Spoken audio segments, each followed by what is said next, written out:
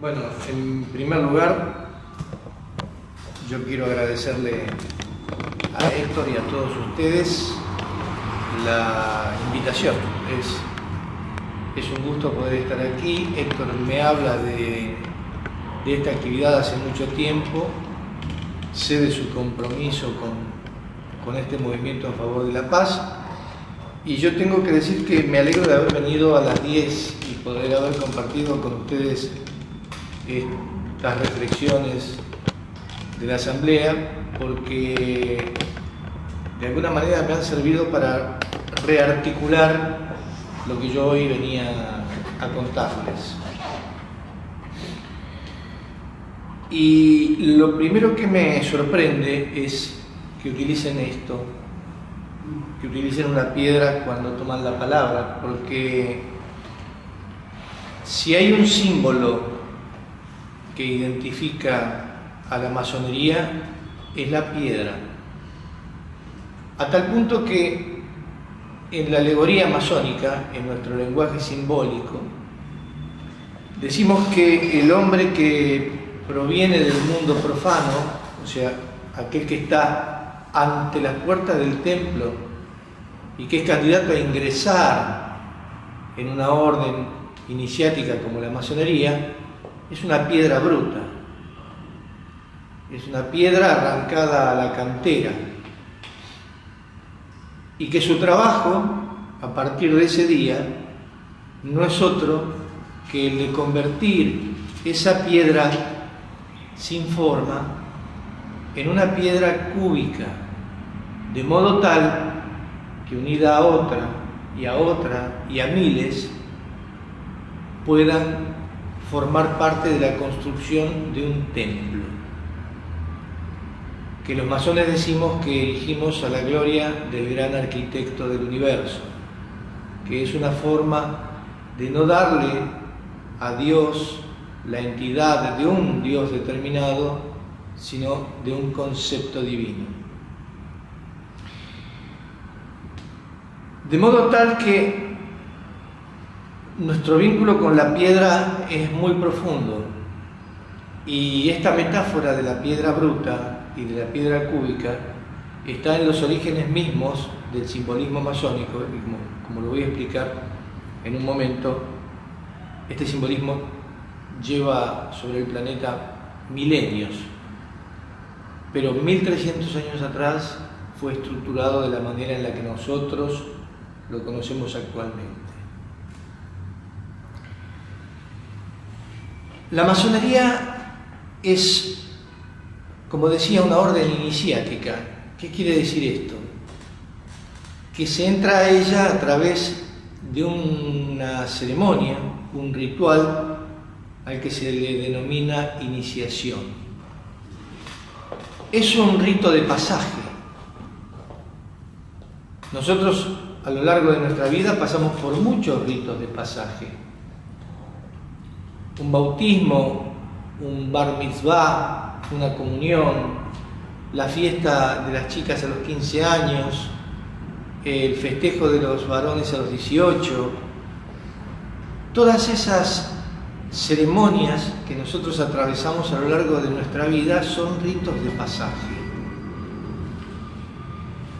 Pero desde los tiempos más ancestrales, las culturas reservaron para determinadas personas otro estamento de rito de pasaje, que no tiene que ver ni con lo social, como podría ser un cumpleaños de 15, ni con lo religioso, como podría ser un bar mitzvah,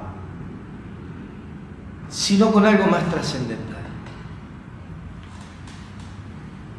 Los chamanes, los druidas, los magos de Oriente, los brahmines,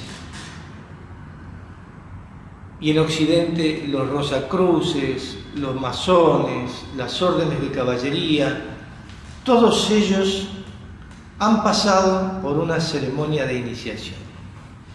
Y esta ceremonia de iniciación tiene una motivación particular.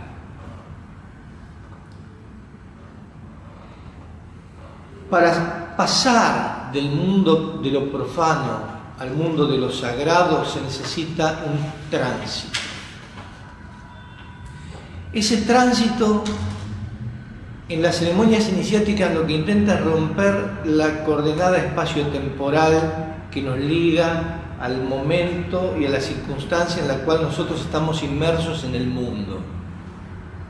Se trata de sacarnos del tiempo, del ritmo del tiempo que llevamos cotidianamente, sacarnos del escenario en el que nos movemos habitualmente y llevarnos a un escenario diferente, que en principio nos obligue, tal vez por primera vez, a llevar la vista hacia adentro y mirarnos a nosotros mismos. Es muy común que en estos ritos de pasaje se vende al candidato, se le prive de la luz, porque estamos tan acostumbrados al milagro de la luz que la luz ha dejado de ser un milagro para el hombre.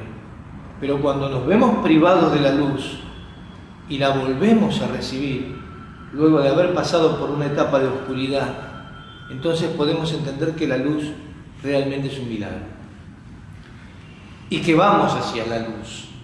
Por eso en la simbología masónica el Oriente tiene el Oriente no como un lugar geográfico, sino como un punto en el universo. Tiene una simbología muy particular porque de allí proviene la luz. De hecho, como ustedes bien saben, la mayoría de las estructuras arquitectónicas sagradas están orientadas de modo tal que el sol penetre por la puerta del templo. Incluso cuando se construye una iglesia, hoy en un lugar en donde se permite la edificación, lo primero que se traza es una línea recta al amanecer que marca en determinado punto del año el exacto lugar por donde el sol sale. Así ha sido construido Stonehenge, las pirámides y todos los monumentos sagrados de la antigüedad.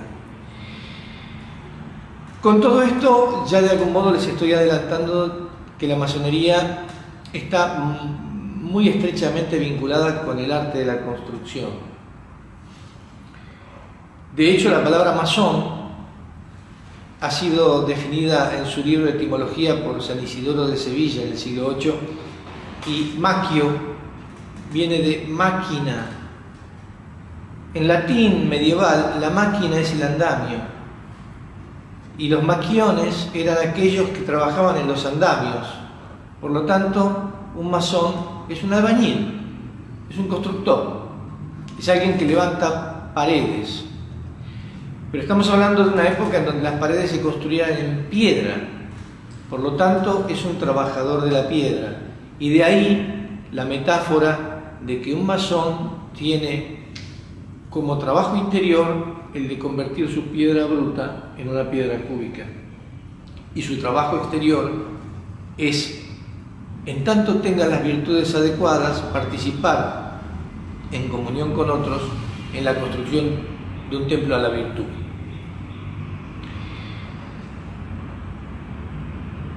Un breve resumen de la historia de la francmasonería podría decir que los primeros que articularon grupos dedicados a la construcción de iglesias y catedrales en la Edad Media fueron los monjes benedictinos. Yo siempre digo que los benedictinos formaron la primera corporación multinacional de la historia de Occidente, porque si había una institución que tenía diseminados centros a lo largo de toda Europa, era justamente la orden benedictina, a tal punto que cuando Carlomagno decide organizar el imperio, que luego sería conocido como el Sacro Imperio Romano Germánico, utiliza a los benedictinos para que construyan una cultura unificada. De ahí sale la minúscula carolina, que es la letra que utilizamos todos en la actualidad, el latín como idioma universal, como lo sería hoy el inglés, y muchas otras cosas. ¿Por qué? Porque los únicos que tenían presencia desde los confines de Escocia hasta las fronteras con la Alemania pagana, en ese imperio cristiano, eran los benedictinos. Ellos fueron los que le dieron el valor simbólico a la piedra tal como yo se los describo. En un libro escrito por Beda el Venerable, uno de los padres de la historia de Inglaterra, en el año 736, que se llama el libro acerca del templo de Salomón, de Templo Salomonis Liber, en donde dice claramente que aquel que va a construir un templo primero tiene que asegurarse de haber cuadrado su piedra. O sea que lo que hacemos es cuadrar nuestra piedra. El tiempo pasó con el advenimiento de la expansión urbana. Estas organizaciones que construían iglesias en la campiña, en los monasterios, se trasladaron a las ciudades, ya dejaron de ser monjes para pasar a ser laicos, llegó la era de las catedrales, que probablemente haya sido la edad de oro de la historia de Occidente en los últimos 1000 años. A tal punto que actualmente está ampliamente sopesado y demostrado que se movió más piedra en Francia en 200 años construyendo catedrales que toda la piedra que movieron los egipcios en su imperio en 5000 años. Y esto no es un tema menor. Si hay una cultura de piedra en el planeta, esa cultura de piedra hay que buscarla en Europa. Este laberinto que tengo a mis espaldas atestigua no solo el trabajo de estos hombres, sino también su trabajo interior. Porque, ¿qué tiene que ver un laberinto en un edificio de piedra erigido para la celebración de un culto específico como el católico romano? ¿Qué tienen que ver las gárgolas? ¿Qué tienen que ver los elementos provenientes de la alquimia? ¿Qué tienen que ver un montón de símbolos que el hombre común no puede entender? Durante mucho tiempo y hasta que yo era chico, la idea general respecto de la Edad Media era una edad oscura, una edad sombría, en la que se había perdido gran parte del conocimiento de la antigüedad y que luego el Renacimiento había vuelto a poner en el tapete a la cultura clásica. En la segunda mitad del siglo XX este paradigma cambió. Autores como Georges Duby, Jacques Le Goff, Henri Pirenne, muchos otros historiadores empezaron a descubrir que en la Edad Media había un conocimiento mucho más profundo que el que se creía. A tal punto que toda esta construcción tenía una organización tan precisa que lo que buscaba era que a través de la piedra las personas pudieran entender lo que no podían comprender en los libros, porque en un 99% la población europea era analfabeta. Entonces, estos hombres que construían estos edificios buscaban una pedagogía de masas, algo que fuera comprendido por toda la sociedad. Ahora, del mismo modo que escribían estas ilustraciones en la piedra para que la gente comprendiera los relatos bíblicos, del mismo modo llevaron a cabo un trabajo minucioso para dejar oculto y a la vez a la vista en todo ese lenguaje un simbolismo que solo podemos comprender aquellos que nos hemos interesado en ese aspecto esotérico de lo simbólico y que tiene que ver, entre otras cosas, con el laberinto que está a mis espaldas. El tiempo pasó, llegó la Ilustración, la Revolución Francesa, y la masonería se dividió profundamente. Por un lado, quedó una tradición anclada en estos misterios de la antigüedad, quedó una corriente más inclinada a los aspectos simbólicos, alegóricos, esotéricos y al trabajo interior, o sea, a continuar convirtiendo la piedra bruta en una piedra cúbica. Y por otro lado surgió una masonería, yo diría, laica, más volcada a la acción política y a la expansión de los ideales de la Revolución Francesa, que produjo probablemente uno de los hechos de violencia más graves que haya conocido la historia moderna y que pasó a la historia con el nombre de El Terror, que creo que lo dice todo. Pero a partir de allí se comenzaron a expandir las ideas revolucionarias, el libre pensamiento, y es cierto algo que se mencionó, que la mayor parte de los movimientos emancipadores latinoamericanos han abrevado de esta corriente masónica revolucionaria, republicana, que contribuyó a la expansión de estas ideas y a la emancipación del sistema colonial, tanto en América del Sur como en América del Norte. De hecho, podemos decir que el 90% de los firmantes de la Constitución de los Estados Unidos de América han sido masones, y casi todos sus presidentes, del mismo modo que han sido masones muchos presidentes latinoamericanos e incluso muchos argentinos. La masonería, al ser una organización iniciática, es una organización jerárquica. Uno ingresa y a lo largo del tiempo va adquiriendo mayor conocimiento a través de escalones que denominamos grados y que tienen que ver con la maduración que cada uno de los miembros muestra y que es evaluada por aquellos que están por encima de él. Esto necesariamente hace que no toda la masonería esté en conocimiento de lo mismo y que no todos los masones manejen un mismo nivel de información. La masonería tiene entre uno de sus principios más importantes la tolerancia. Hoy aquí se mencionó la tolerancia. Este es un elemento central en la masonería, a tal punto que es muy famosa una frase de Voltaire que dice: yo no pienso como tú, pero daría mi vida por tu derecho a decirlo. De algún modo esto es algo central en la masonería. La segunda cuestión es la fraternidad. Quien ingresa a la masonería de algún modo sabe que está entrando en un grupo en donde puede abrir su corazón sin que nadie lo lastime. Y probablemente uno de los tesoros que yo encontré a lo largo de estos 25 años en la orden, sea cual fuera la obediencia de la que hablemos, es que las logias se caracterizan por eso. Es un lugar en donde uno puede explicar lo que le pasa, cómo le pasa y por qué, y puede encontrar en sus hermanos la contención, el apoyo y el consejo. Del mismo modo que hace un rato se invitaba a los miembros de esta asamblea a que comentaran qué habían hecho con el trabajo que se les había encomendado. En la masonería, en cada grado se encomienda un trabajo. Y depende de que se realice o no ese trabajo, que un masón a lo largo de su vida vaya transcurriendo grado tras grado.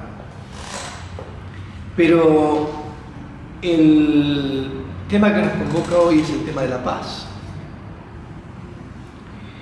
Y es muy difícil hablar de la paz sin hablar de la guerra. Una de las cosas que más me impactó y me llamó la atención es esta decisión de encontrar un lenguaje que elimine o al menos evite toda referencia a un término que pudiera ser vinculado con algo bélico. Lucha, apuntar, escudo, armamento. Y yo les confieso que para mí es muy difícil articular este lenguaje, porque en la masonería también hay una tradición caballeresca que sobrevive y que rescata de la caballería sus aspectos virtuosos. Ustedes saben que la caballería se fundó con la idea de defender al débil, proteger al huérfano, a la viuda, actuar con honor y ser intrépido, que es una buena palabra que propongo como reemplazo de coraje que puede tener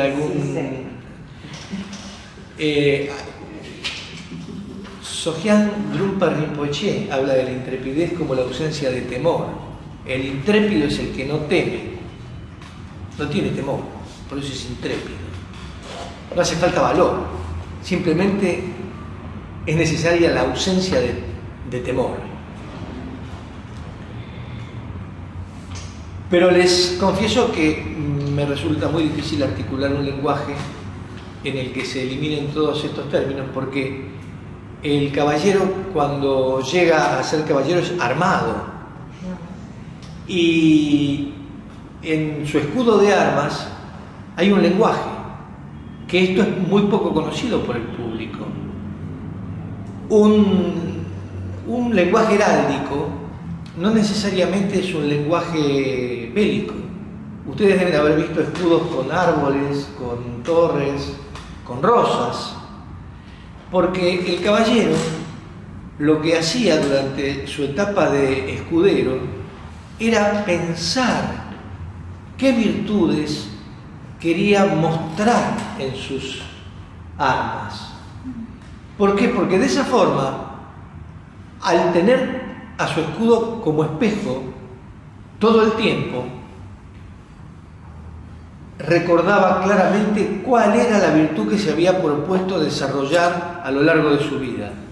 Actualmente esta tradición se mantiene en algunas órdenes masónicas y de hecho yo en lo personal, cuando llegué a esta instancia, tuve que trabajar en pensar qué quería que me recordara esa imagen, qué quería no olvidarme de trabajar, porque evidentemente era algo que yo no poseía o que necesitaba fortalecer.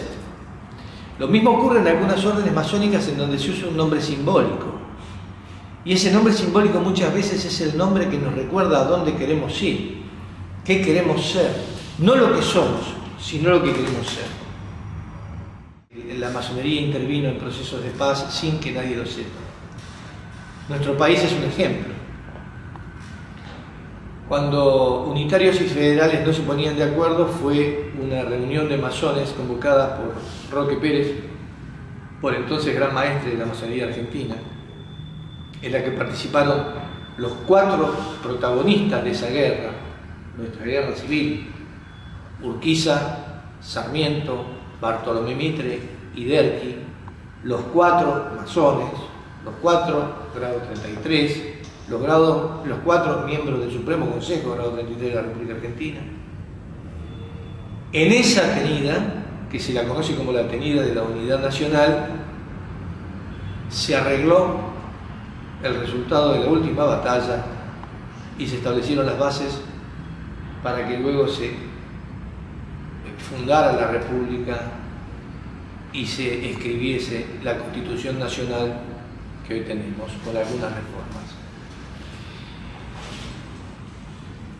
¿Por qué a lo largo de la historia se ha recurrido tan reiteradamente a la masonería para resolver problemas de este tipo?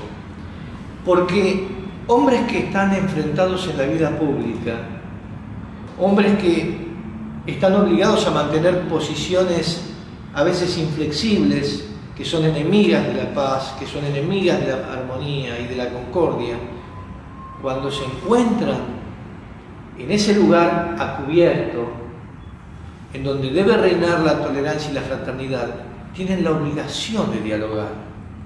No pueden no hacerlo. Y eso probablemente sea el elemento más extraordinario que ha tenido la orden masónica a lo largo de toda su historia. Ese más el cuadrar la piedra. Actualmente hay muchas corrientes masónicas, yo diría liberales, que se han apartado de esta tarea espiritual, que le dan poco valor a este simbolismo. Hay otras que no, hay otras que mantienen un profundo anclaje en estas tradiciones antiguas. Por eso hoy hablar de masonería es un poco difícil, habría que hablar de masonerías. Pero yo les puedo asegurar que contra lo que se dice respecto de que la masonería es discreta, no es secreta, no es cierto. La masonería es secreta. como es secreto el santuario de nuestro corazón, un lugar al que nadie puede acceder. El hombre con uno mismo es único e irrepetible y su experiencia vital es intransferible. Yo puedo hablarles del resultado de mi trabajo, pero lo que no puedo contarles es el tránsito real, interno, profundo de mi trabajo. ¿Cómo hago yo todos los días para dejar de ser esto? Porque la realidad es que todos los masones sabemos que aspiramos a ser una piedra cúbica, pero que en la realidad, a lo largo de toda nuestra vida, seguimos siendo esto, una piedra bruta, sin forma, pero que contiene todo el potencial capaz de construir un templo a la virtud.